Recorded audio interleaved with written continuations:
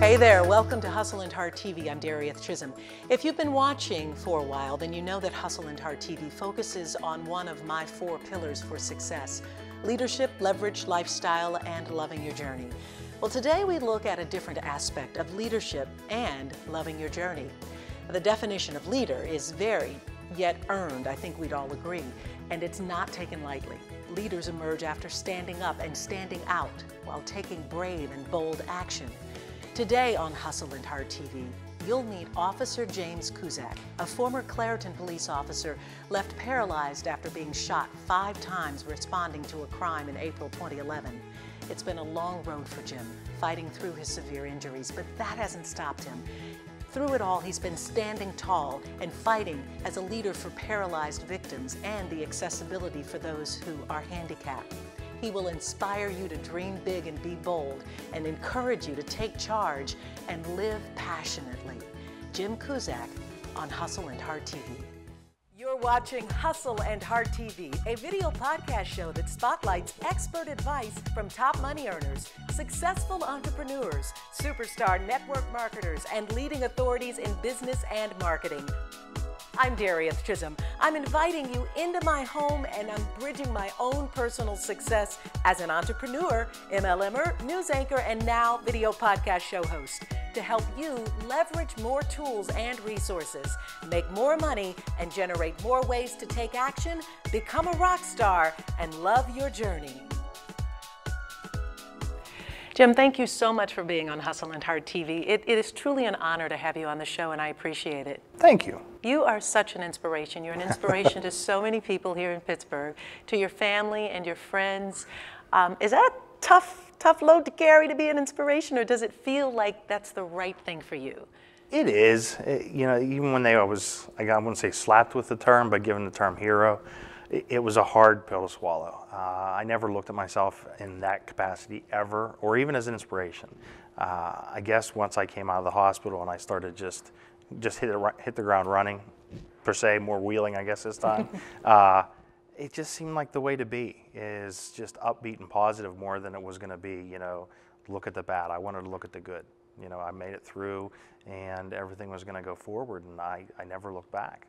And so it's such an inspiration, literally, because most people probably would be angry and upset and thinking to themselves, I don't know how to go forward, and yet you did that and took the great honor and badge of being called a hero. Yeah, it was, I think it had to do with a lot of the support that I had. I had the support of my family, I had the support of my department, I had the support of the whole law enforcement community. So it was as if they did it. You know, if I wouldn't go forward and do those things and have the positive light, it would almost look like we all gave up, and I wasn't going to have that. You know, just because this happened. You know, I knew things had happened in my law enforcement career, good, bad, and you know, in between, and this happened to be the bad. But I try and make the good out of it. As long as I can find something good or something good to do, or speak to people in other ways, and fortunately I've been given the opportunity to do that. So if I can be inspirational that way, well then I think I'll take it. We'll talk about those opportunities in a moment, but take me back to the night the shooting happened. That was April 4th, 2011. It almost feels like it is now outside. It's like dreary and rainy and on and off, and we had been running calls, 3 of us, myself and my 2 partners, Matt McDaniel and John Steiner, and we'd just been going call to call. No problems, you know, just our normal day-to-day calls and stuff like that. And we had gotten the call at about, I'd say it was about 10:45 that evening on a Monday night, and it came in that we had a disturbance at a residence in the 800 block of Miller Avenue. So the 3 of us responded accordingly, which was to treat it as you don't want them to know you're there first. So you just kind of come up with your car darked out and you don't have any lights on. And we approached the house, and I went to the back door. Officer Steiner went to the front, and Matt McDaniel took the side of the house to provide cover. And as I made contact in the back, and then when I say contact was the door was only open a little bit. It was just a white steel door. It was dark, and it was the top of a deck. A small deck, had about 4 steps going up to it. So when I approached it, I saw it was open, and it immediately slammed in front of me. So I kind of knocked on the door, announced myself who I was. You know, it's time, you got to let me in. And I was doing it loudly. You know, we really needed to know what was going on because it is a duplex, and the neighbors next to it are the ones that called and said there's something wrong going on next door. We just don't know what. So we treated it as almost like a domestic situation. You know, it seemed to sound like that. So when I stepped back off the porch, I had met up with John and Matt, and I says, hey, you know, I made contact in the back, and I hadn't known what they had accomplished at the front. And I later found out that he made contact with an individual that wasn't letting him in, and we knew something was wrong. So then I went to re-engage the back door to try and get somebody to the door. I walked back up the steps. At this point in time, I had my firearm out at the ready at my chest. And when I approached the door, within the last foot hitting that deck on the top, I saw the white door open into a black void, and the first thing I saw was a muzzle flash, bright orange muzzle flash of a gunshot. And that's when everything changes. Your body goes into different changes. You get tunnel vision. You can't hear things. But I did hear the first shot. And then from that point on, I kept hearing shots, and I'm wondering what's going on. I'm wondering why I'm not shooting back. What I didn't know was the first bullet had struck me in my right forearm, essentially taking my gun out of my hand. Then I just continued to hear the gunshots, and at one point, I went from standing to sitting on my butt in a matter of a second. One of the bullets had pierced my bulletproof vest in my left chest area. And that bullet, in effect, went through my rib cage, damaged a rib, went through my left lung, down the whole length of my body, and crossed my spinal column at the T11 vertebrae, which severed some of the cord and immediately paralyzed me. So when I went down, I actually hit my head on the deck spindles, and I really knocked one out, and that kind of set me for a loop. And but I never lost consciousness. I sat there on the ground, wondering what was going on, and then immediately saw two legs kind of step over me. To me, it was just stepping. I don't know if they were running or they're walking, but in my mind, I thought it was one of the suspects, and at that point in time that they were going to end my life. So I kind of prepared for it. I just turned my head to the side, and it didn't happen.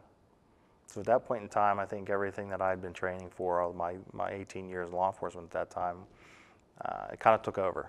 I got to figure out what's going on. I knew I couldn't feel my legs. Something was wrong.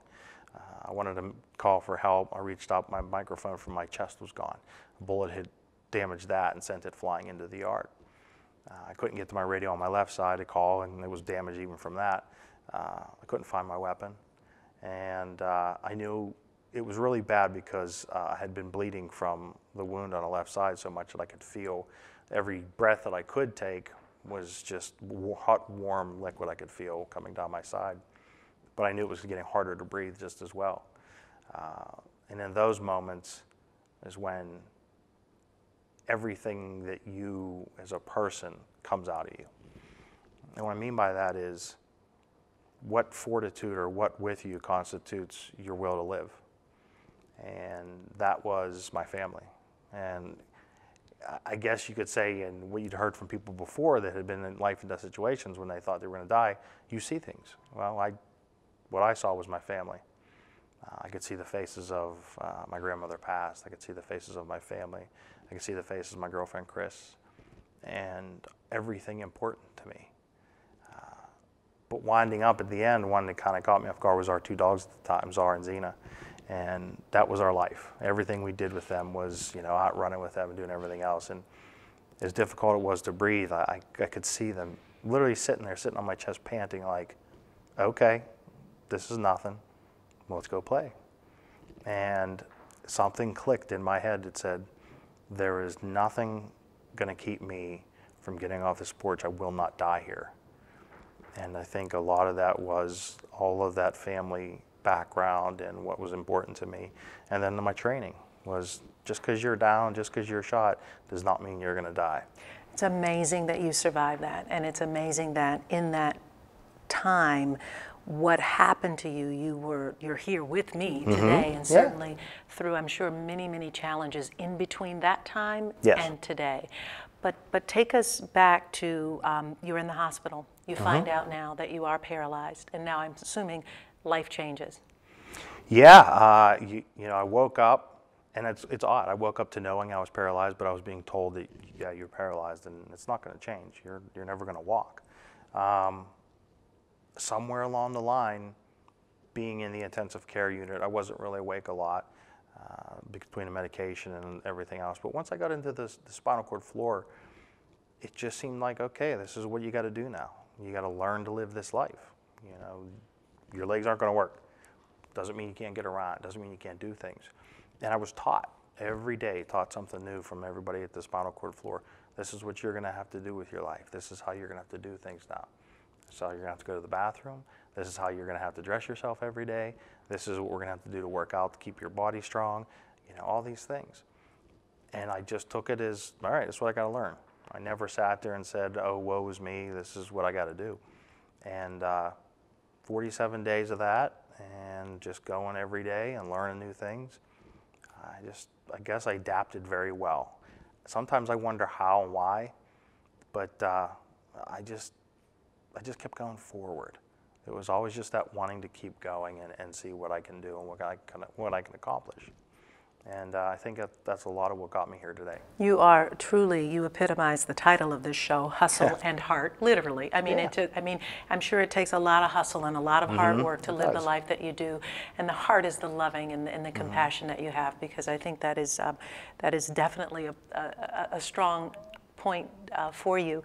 What's even more awesome is how you are inspiring others, and so we'll talk about that and how you've not let the past hold you back, but instead are encouraging people that in spite of their challenges and in spite of where they are, they too can, you know, live a great life as well. Absolutely. And it certainly having this time with you, we'll talk about where the country is right now and then some of the tensions around police and crime and violence. So we'll dive all into that when we come back after this break. Sure. Are you looking for a way to advertise your business, product, or service? Why not do it here on Hustle and Heart TV? We'd be happy to send you our media kit for show sponsorship and advertising.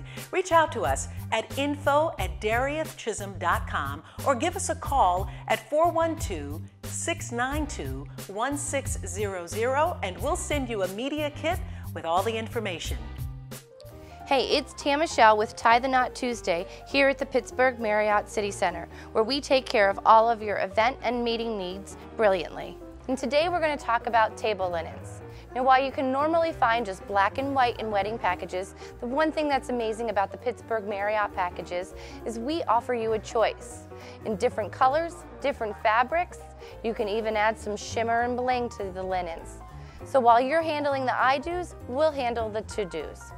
For your wedding and event needs, like us on Facebook at the Pittsburgh Marriott City Center and call us at 412-918-1373 and ask for me, Tam Michelle.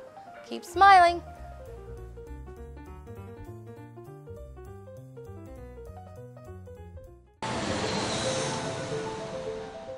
This is not a hotel. It's an idea that travel should be brilliant. Because it's not only about where you're staying, it's about where you're going.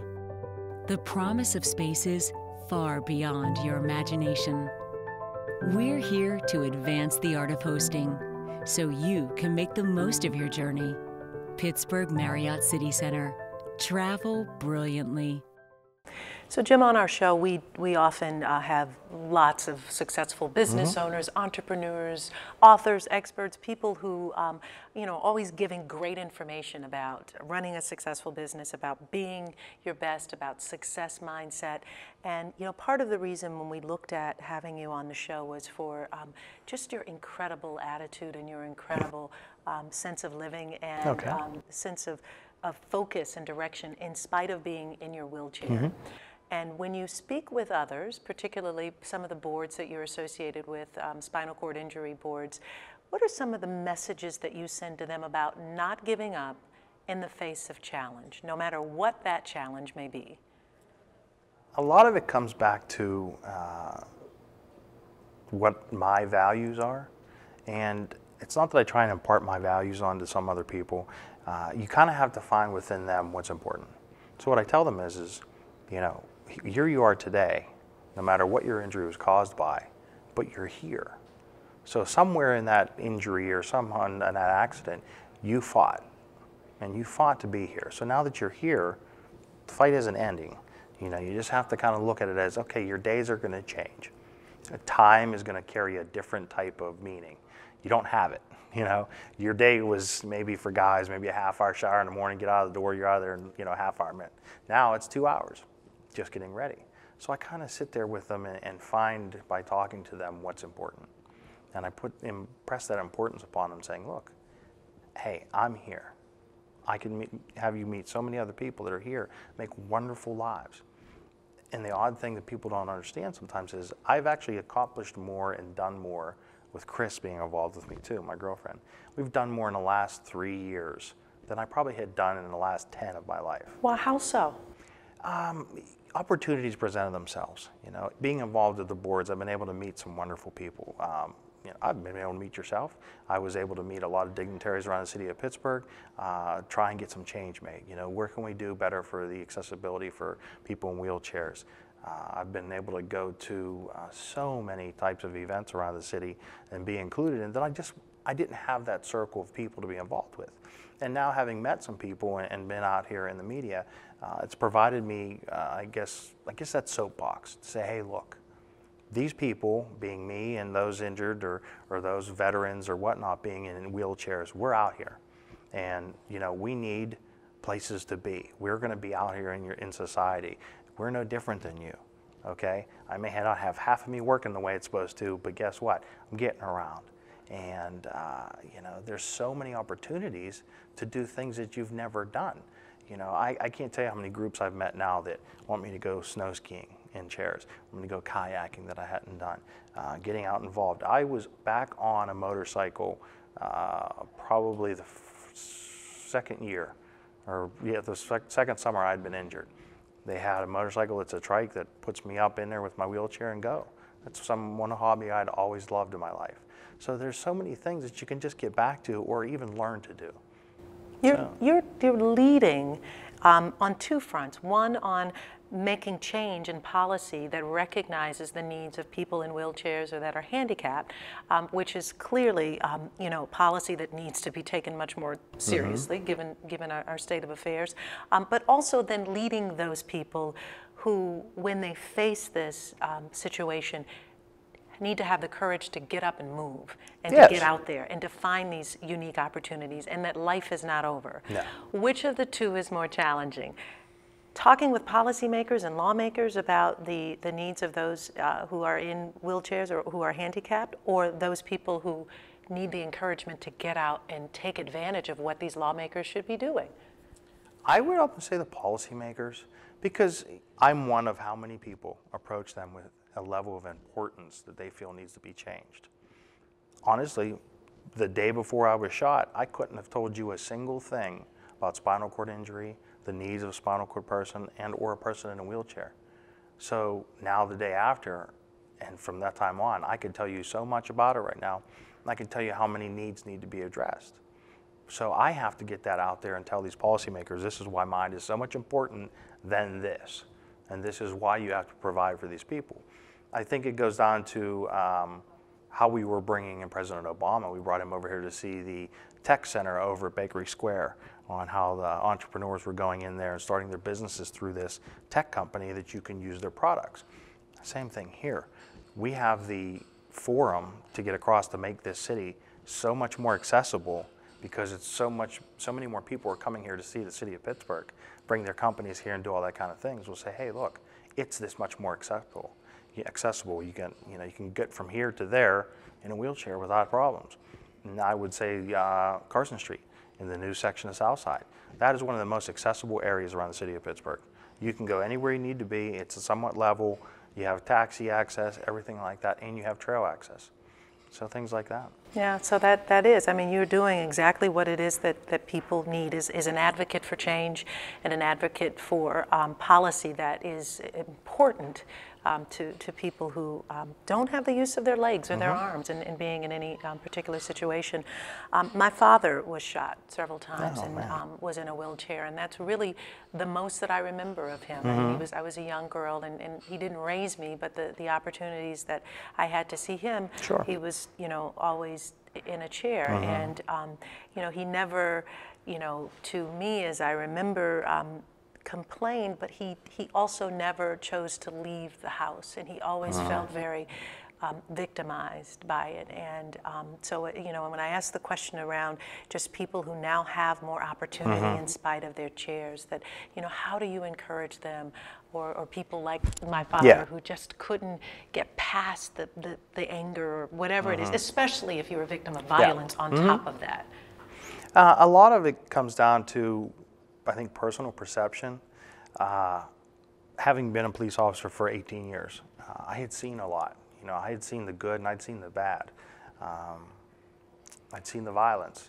So when I became the victim of that violence, I don't think it was a shock, more as it was, all right, I have to accept this. I can't let it define me. And it also comes down to, how do I perceive myself in this chair? I was a very strong person in mind before, and I think that carried over this time. Is people were going to stare. This is different to them. You know, I couldn't have told you before I was shot how many people I'd seen rolling around in wheelchairs. But now, people see me, don't know me, I'll go right up to them and talk to them. This does not define me. You know, so it's, okay, you're going to stare. Hey, how are you?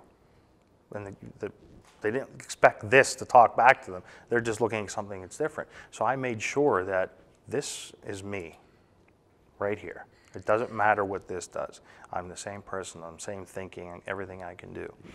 So I would get out there and use that. So imparting that upon these people that are going, may become introverted, like you said, because your father didn't go out.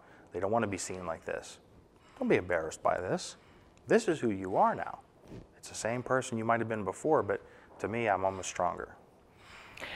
So I want to talk a little bit about what's happening in this country, certainly with Ferguson, when we think about just where we are as a country and the things that are dividing us as it relates to police officers and young African-American men and just the country's tension around this. And it is very sad and emotional on a lot of different fronts. So let's talk a little bit more about that when we come back. Okay. So what steps have you taken lately to take your business to a whole nother level? Or are you stuck or stalled? I'd love to hear from you. So send me an email at info@dariethchisholm.com, or you can like me on Facebook at Darieth Chisholm or on Twitter at Darieth Chisholm and share your journey. Ask me a question, give me a topic or two, or a potential show guest. Looking forward to hearing from you. Maybe your manuscript has been rejected for the 10th time. Maybe you're already published, but sales are almost non-existent. The defeated feeling is the same. It's time to get it done right. Rochelle Carter, the author of The 7-Step Guide to Entrepreneurship, has the answers that will turn your career around. Rochelle leads you through the powerful 7 steps, guiding you as you become a successful author and entrepreneur. Build your writing talents into a business, a platform that can sell you and everything you write, giving you what every writer wants, a continuing money flow. Rochelle Carter shares the tried and true, as well as the new, most effective, smart, and affordable steps to plan your publication and sell more books. To be a successful professional writer, the 7-Step Guide to Entrepreneurship is a must-read, a guide you will return to time and time again.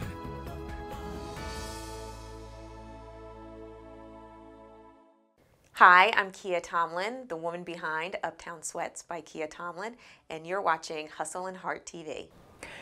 So I'd love to get your perspective on where things are, particularly from the standpoint of a police officer, but also an injured police officer, injured in the line of duty, shot, and how you feel about what's happening with the conversations across the country around police officers, African American males, and the tension that exists right now? A lot of everything that I'm viewing is just what everybody else sees. You know, we have media reports. We don't always have firsthand information. And having been a police officer in what I would say is numerous different areas, I've policed in areas that were the most affluent to the most close line to the poverty line you can get. And me as a police officer, I have never once ventured to treating either or any differently. I treat a person as a person, and I treat them as they want to be treated. I think what a lot of things happen comes down to how people interact, period. And that is influenced upon how we've influenced by others in our society. A lot of that comes down to, yeah, maybe you've viewed the police as since a small child as seeing bad things. Maybe mom and dad were in domestics. Maybe they see the police in their neighborhood always arresting somebody. So it might be hard as a child to grow up and see that and not feel that that police officer is your friend. But then I always took it upon myself to make myself that friend. I think we've maybe lost a little bit of that, and maybe that kind of correlates to how we're treated by persons. And it's so hard to get a grasp on it. The views that I may have are going to differ from maybe the views of a law enforcement officer that's in a situation that is, I don't even know how to put it, so difficult to police. You know, I can't imagine what it is like to have to be in the situations that all these police officers are in now after what having has happened. Because a lot of people want to just have their voice heard. So you as a police officer have to do a job. You have to protect them. So you can't let any personal views come into play. You know, hey, the protesters, I have no problem with them being out there. I think they need to view their opinions and voice them out there to everybody to hear them. But then the police officers have to have that level of respect and restraint, just as I think the protesters should. And when one side or the other side loses that, that's where the interaction happens, where we have to be police to bring it back into check. And that's kind of a, I guess, a broad-based view of what I think of it right now. It's a tough conversation to have, and clearly It a very is. sad situation that the families are in, that this country is in. But I think what makes it even more challenging is when race is involved, and that for many people is much more sensitive than if we were just talking about an incident involving a police officer and someone else. And so I would imagine that becomes somewhat of a challenge sometimes when you're just trying to level the facts, when it just is the facts and not if you don't bring anything else into the conversation. It does. You know, race in this country has had a very short blast in movement in, say, the last 40 years. You know, it has come so far, but then in ways it may appear that it has taken some steps back. I can't even begin to put myself in a position of a young black male. I just can't. Whether or not, you know, he's dressed as, you know, someone with loose pants and a hoodie, or whether he's, you know, dressed as a football player going to this game in a suit and tie, you know, for the high school. I don't know how that feels, and I can't even speculate. What I can say is that my values and my morals on how I was brought up was the same thing. I treat everybody the same. Now, when you interact as a police officer with somebody, you've learned to tailor how you have to interact with someone by their demeanor. So, you know, I don't know how I'm going to react until I get there with the person. You know, depending on the situation. Same with my situation here. You know, I had no idea. I had no chance to interact with the person who was obviously on the other side of the door. Their intent was to kill me. They didn't, okay? If I come upon somebody that has the intent on harming somebody, me as a police officer, I have to address that. Whether he's black, white, Hispanic, he's, you know, Asian, that doesn't come into play at that point in time. In my mind, it's hard to explain to people in any way that's maybe the African American community that sometimes we have to take force into the hands, into the effect of what might be an arrest. And unfortunately, sometimes it goes to a deadly force situation. Well, and that would be the case no matter who the other person Sure. is. I mean, and that's the reality, is Sure that it it is. could be anybody. And if they're behaving in a violent way or what have you, then your response is Yes. probably dictated based on whatever's occurring. It is. And so, but there's always a sensitivity of, but were they acting that way? And of course, that's where so much of this tension is. Switching gears, moving away Sure. from that, but thank you for talking about that. You've recently been involved doing a lot of fun things, as you talked about, and the Yes. opportunities that have been available to you. What are some of the things you're looking forward to doing next? Wow, I've come so far in this short period of time that I now have the ability to get away from doing therapy a little bit. You know, I was involved in that 3 days a week. It's my entire day, pretty much tired after that. So now I get to be involved with things I want to do, and that being just getting out and enjoying life a little bit more, doing things that with my family, and also with the aspect of being involved with others that have been injured. I've had the opportunity to meet with so many people. As I've said, with the boards I've been on, and I've just met recently with a young man that was injured, and helping them out and saying, look, you know, this is what we have to offer. This is what's out there. And Pittsburgh happens to be that area up and coming for, I don't even want to say people like me, but people that are disabled or handicapped. And we see so many of the veterans coming back, and what is it to do for them? They're coming back injured with prosthetics. They're coming back injured in wheelchairs. And we have to show them what there is to do. There's hunting, fishing, there's, you know, you're driving. You can drive, that simple. Everything is so much back. And to get that power back to you is so freeing, you know, and getting that. And I just recently got that again. So I want to impart that on other people as well. And that's my goals, in short. I have long terms, you know. Well, you amazed me when you said that in the last nearly 4 years, you've probably done more now than you did in years prior to that. And that's you taking total opportunity of every you know, advantage that you have, in spite of, you know, being in a wheelchair. It has, and this has just made it difficult, and not difficult in a bad way. It's just difficult in time. You know, sometimes if I'm going through grass, I'm not getting there as fast. Sometimes I go through mud, I don't get anywhere. You know, so you just have to find ways around it. Well, if you're wearing high heels and you're trying to move through mud, it doesn't work that easy either, so I understand that. So you've shared so much with us. I'd love for you to end our show with 2 points that we ask every guest, and that is to share with us a hustle tip. Something around just hustling and working hard around what you're doing, whether it's in business or in you know, some adventure or whatever that may be. And then a heart tip, something around loving what you do and loving who you are. Whew, man, those are 2 hard ones. But I will say that for every 10 minutes that you spend working hard and pushing yourself hard, take the next 5 minutes to look back and appreciate what you're doing. And then keep moving for the next 10 minutes and look back at what you're doing. If you don't look back at what you've accomplished, you'll never appreciate what you've done. And for the heart, I would say you have to wake up every morning and appreciate that you did and that your day is ahead. And your day will be what you make of it. And no one else can take that away from you. It's your day. Jim, thank you so much for being a part of our show. It was so great to have the time to sit and talk with you, and I really, really love the encouragement that you shared with us here on Hustle and Hard TV. I'd love your responses. I'd love your reaction to our shows. If you would be so kind as to write a review if you're listening on iTunes or watching on iTunes, that would be fantastic. You can simply subscribe, write a review, and give us a 5-star if you wouldn't mind. I would definitely appreciate it. Or you can send me an email and let me know your thoughts about the shows that we've had. Perhaps you've got a guest or an idea for us to cover. I'd love to hear from you.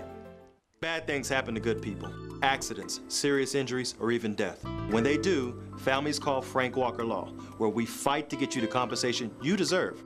Hard-hitting representation when you need it the most. A real law firm getting real results. Hey kid, let me tell you about the Soul Pit. and I want you to let everybody know about it. Soul Pit is what's happening in and around your city. Soul Pit is on the internet and around the globe. Soul Pit is on your block and in your car. Soul Pit is in your ear. It's in your hair. It's everywhere. Soul Pit is the latest news, hottest styles, culture, education, information, and more. It gets you ready for things to come. Hey kid, you know what the Soul Pit really is? It's a little something extra for your soul. Hi, I'm John Perneris of the John Perneris Agency in Ambridge, Pennsylvania. One of my biggest pet peeves is when the IRS rips you off. We've been in business since 1950, and for 65 years, we have been committed into saving you money on your taxes. We keep the IRS off your back and out of your pocket. You can visit us on our website at johnpernerisagency.com. Find us on Facebook at Facebook John Perneris Agency for money-saving tips, and you can call us at 724-266-4100 to book an appointment now. Hello, I'm Eva Stupka, and I own Espa Cosmetica Skincare. I make women beautiful and pretty, and I will see you on the next episode of Hustle and Heart TV. Thank you so much. Bye-bye.